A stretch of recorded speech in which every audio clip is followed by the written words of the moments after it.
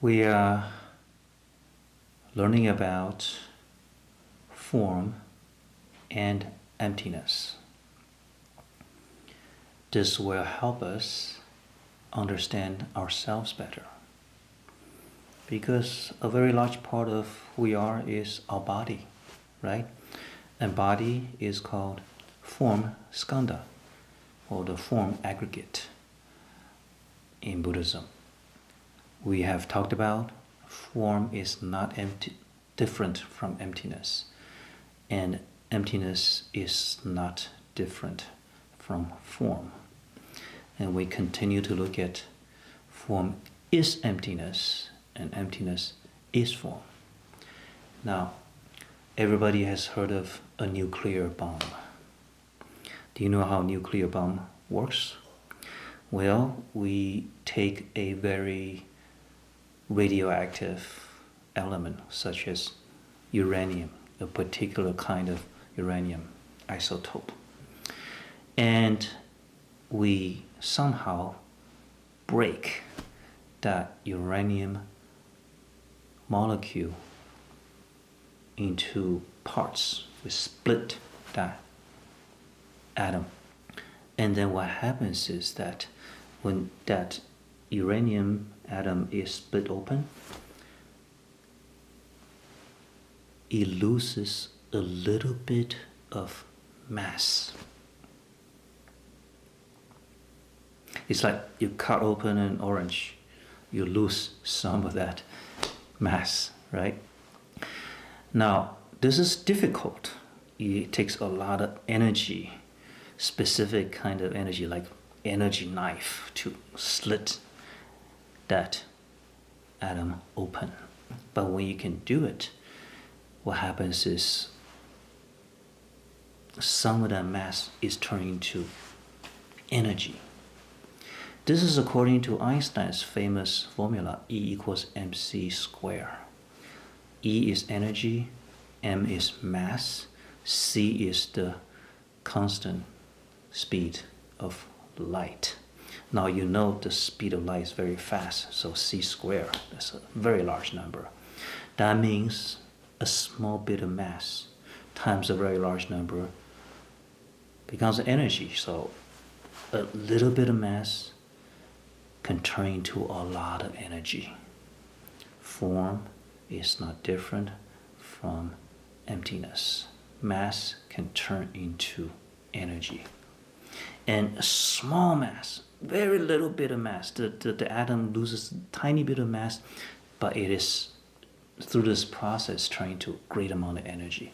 Now that great amount of energy can in turn trigger other split open of other uranium atoms, which is called a chain reaction. So in a very short time, an exponential amount of uranium atoms get split, and a huge amount of heat is released. When a huge amount of heat is released in a short time, we call it explosion. So that's how basically nuclear bomb works, by turning mass into energy very quickly. So nuclear bomb is an example of how mass can become energy, how mass can be transformed, turned into a different form, which has no form. Now, on the other hand, nuclear power plant, which can generate energy, generate electricity that we can use, works in a similar way. By split open an atom, which releases energy, but it is done in a very much controlled way.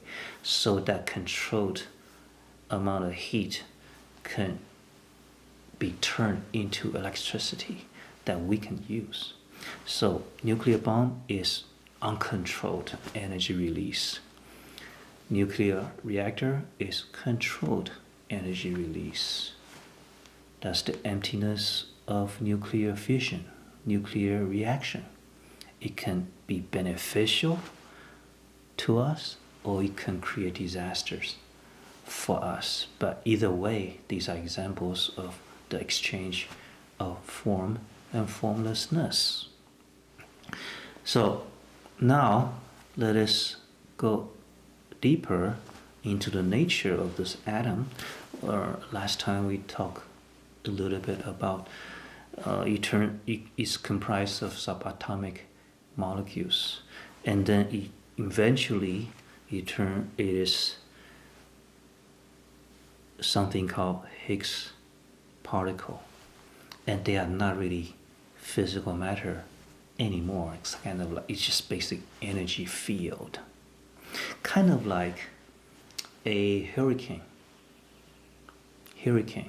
a typhoon, a storm, a windstorm. The hurricane goes from this and travel over to another place and cause a lot of damage. It has a lot of energy to destroy things. But is the storm, the hurricane, the tornado, is it a thing? Is it an entity? Is it a specific form? No, actually, every moment it is different.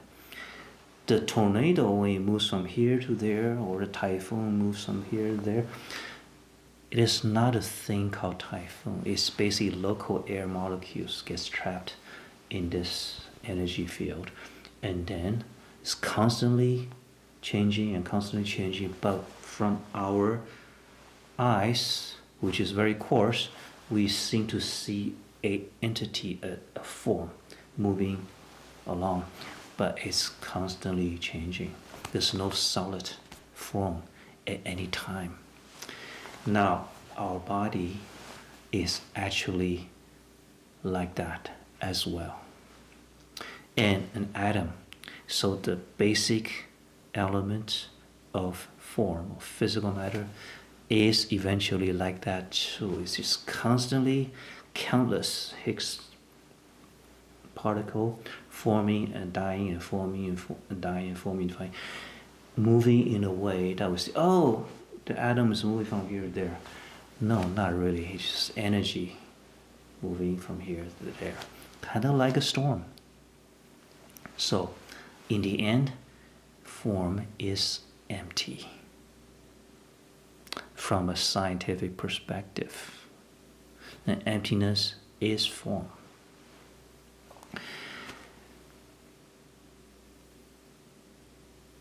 And so there's a field of physics called field theory. They eventually look at electrons. When we think about electrons, it's like a little ball, right? And then the neutron, proton is a bigger ball. Well, they say, no, that's not really right.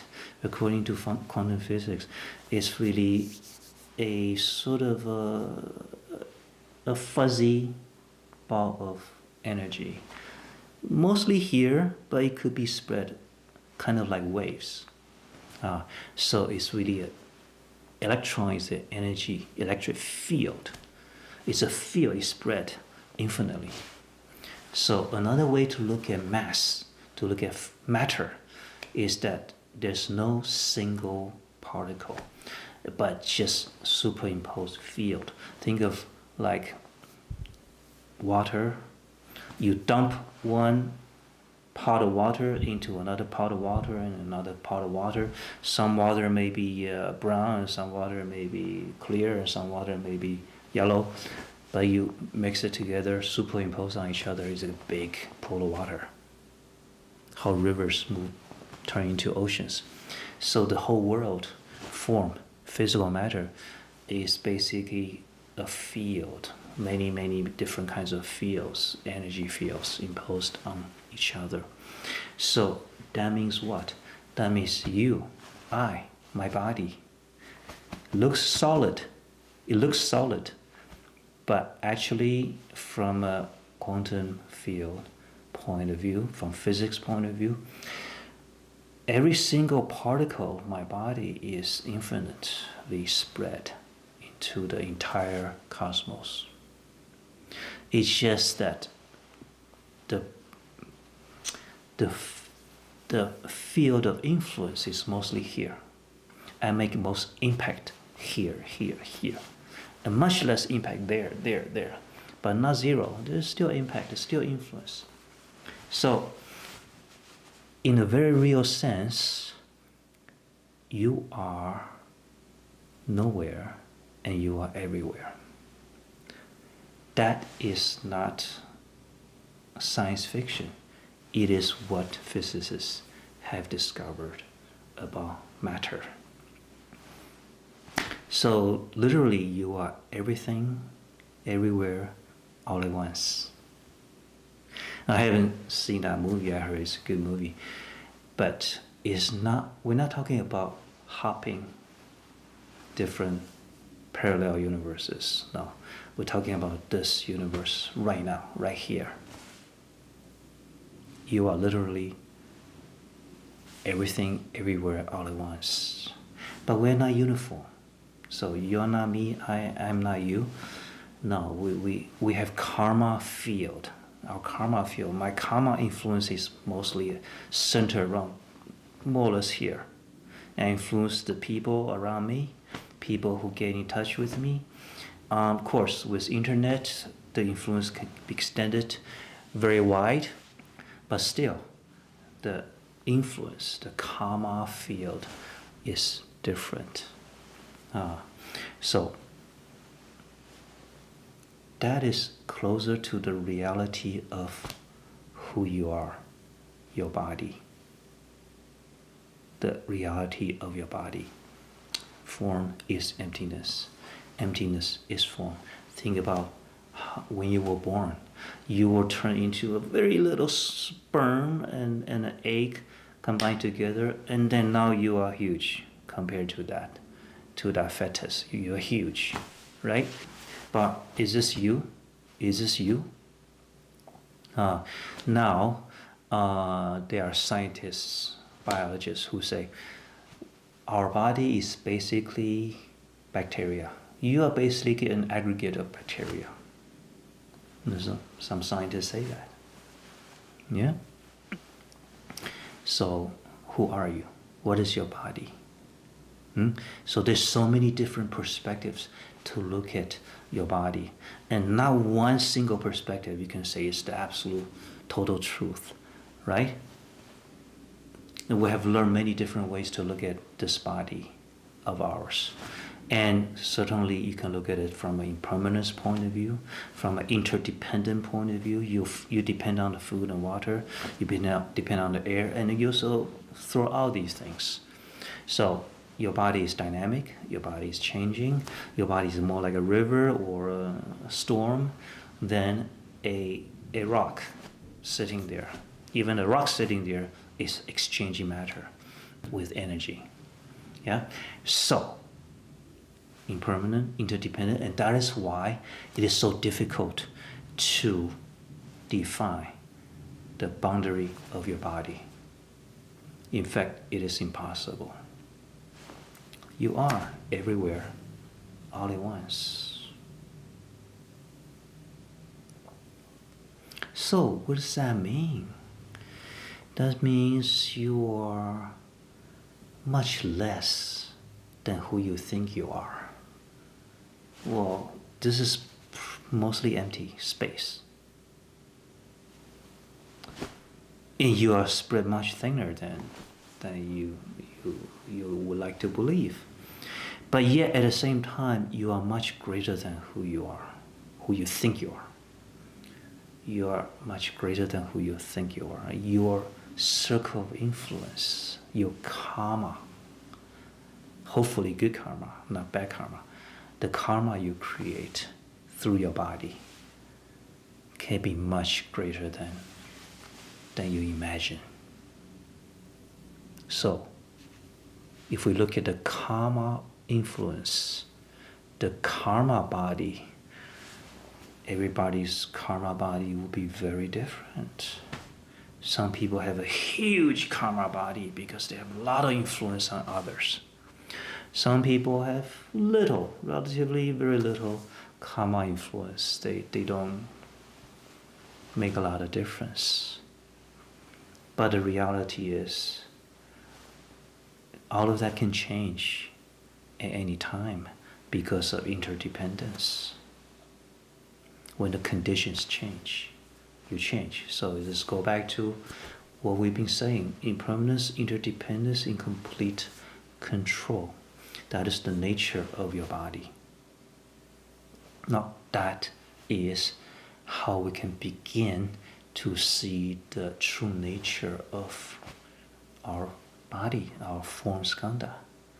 And okay, that all sounds very intellectually interesting.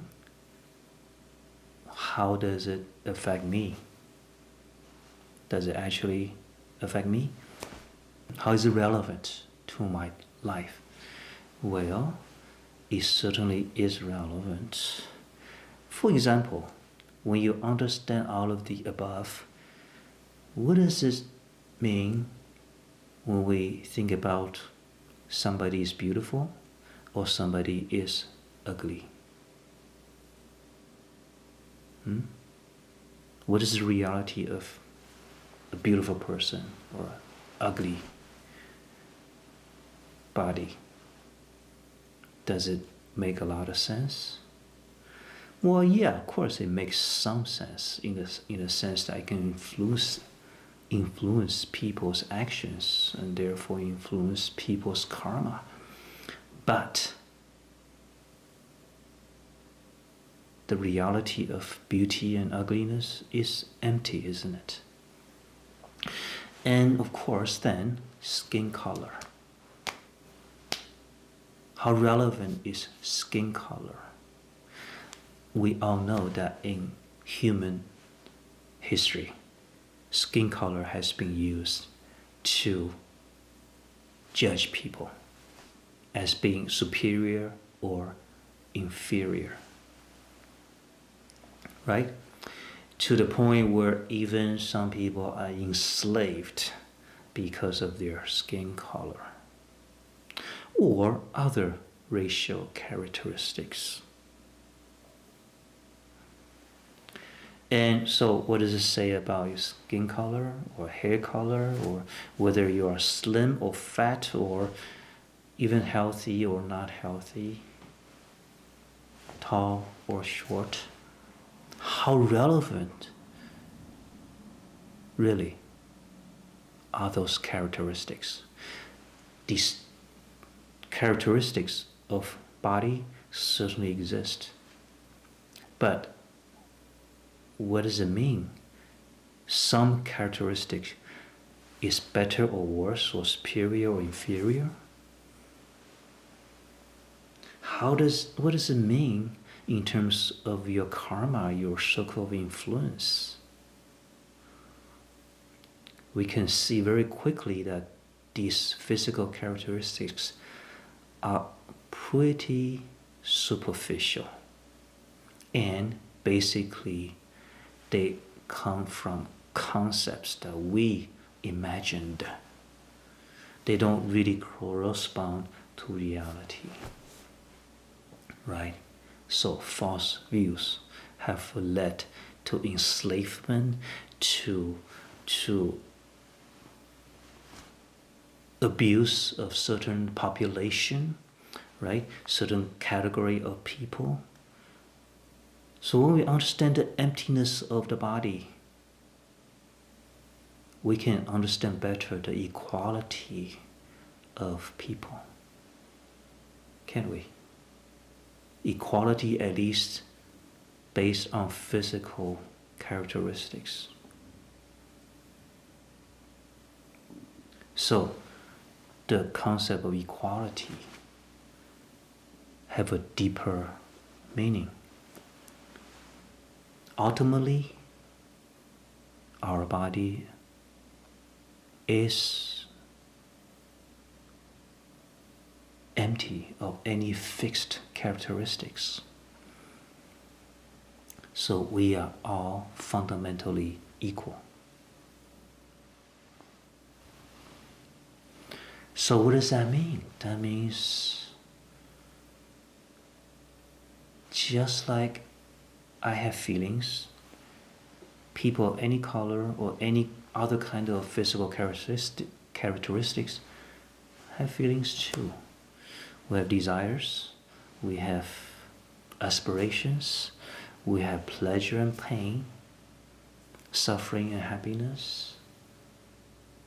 Why don't we look at people this way? And now empathy becomes more natural, right? And along with that, compassion toward each other will be a natural consequence of this understanding of emptiness of form. Now, we are not denying that there are certainly different physical features. But then how relevant are they in the core of who we are, what we are? Now let us do a thought experiment. You look like this in this life. He looks like that, she looks like that. Okay, everybody looks different. Now, so many years later, you will die, and it's likely you will get reborn into a different form. It could be another human being. It could be not a human being, a non-human being. Right? So, previously we zoomed in to look at an eggshell and discover the emptiness of that form. Now let us zoom out, but not in space. Zoom out in time, which means that let us imagine one lifetime is one single day in your life.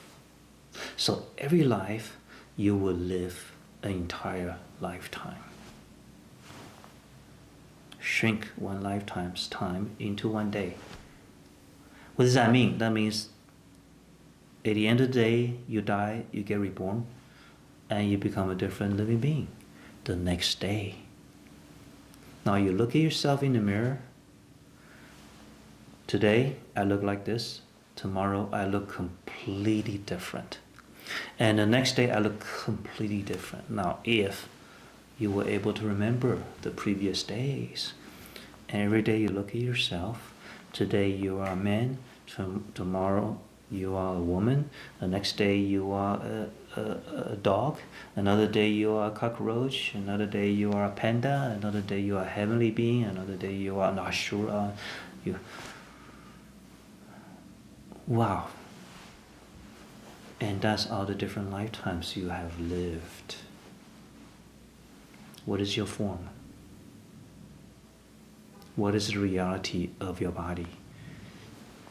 Is there such a thing? The best way to describe it is that your form is empty. Right? And what does this say about living beings, sentient beings? How does that change your perspective of other sentient beings? For example, how does that change your thought of looking at a pig when you know that a few days ago you were a pig yourself? And now you look at a pig. Do you still think of pork chop? Or do you see a sentient being with form, feeling, conception, volition, and consciousness?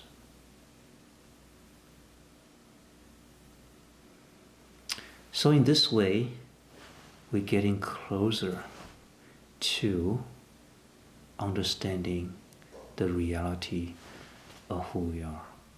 You get to know yourself and other people, other beings better.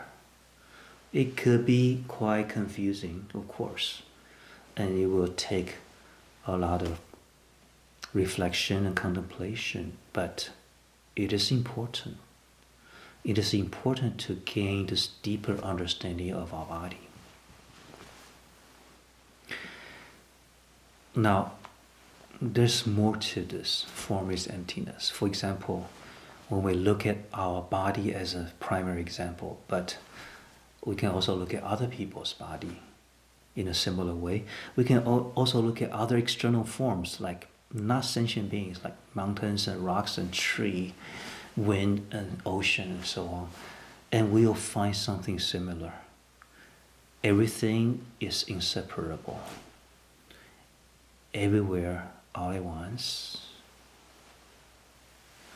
And so interdependent and fleeting and dynamic.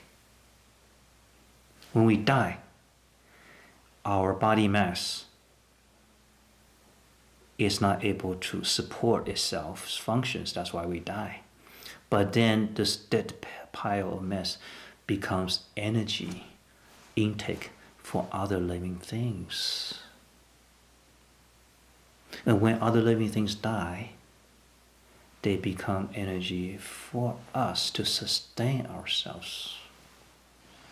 Like when we eat vegetables or potatoes or rice, right? So, this is so interesting.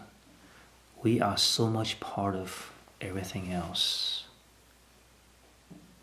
Now that has to change your view of everybody and everything, doesn't it? Okay, so let us review the main points we talked about in this segment. Form is not different from emptiness, and form is emptiness. The point is that these are 4 different ways to look at this whole concept of form and emptiness. And when the sutra spell it out like that, it helps us provide a direction to look at the relationship, how form transform into something that's not longer form. Or when we probe it deeper, it is indeed form is not form. What we call form is a crude understanding of a phenomena. And when we go all the way, we see that this thing called matter is no longer matter anymore. And something similar will happen when we examine feeling, conception, volition, and consciousness, that mental aspect of who we are. And they are more insights to be discovered. And we also mentioned that this newer, broader, more realistic understanding of our body or matter in general help us gain a more complete perspective of us being in this world and how we look at other people. And we could throw away then those superficial, artificial differences that have been important in the history of human civilization and come to a better, deeper appreciation of the equality of all living beings. And when we do, don't you think that more peace will be possible? Now let us conclude with a dedication.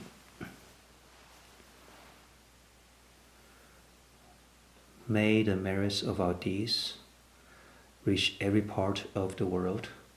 Sentient beings, large and small, all attain enlightenment.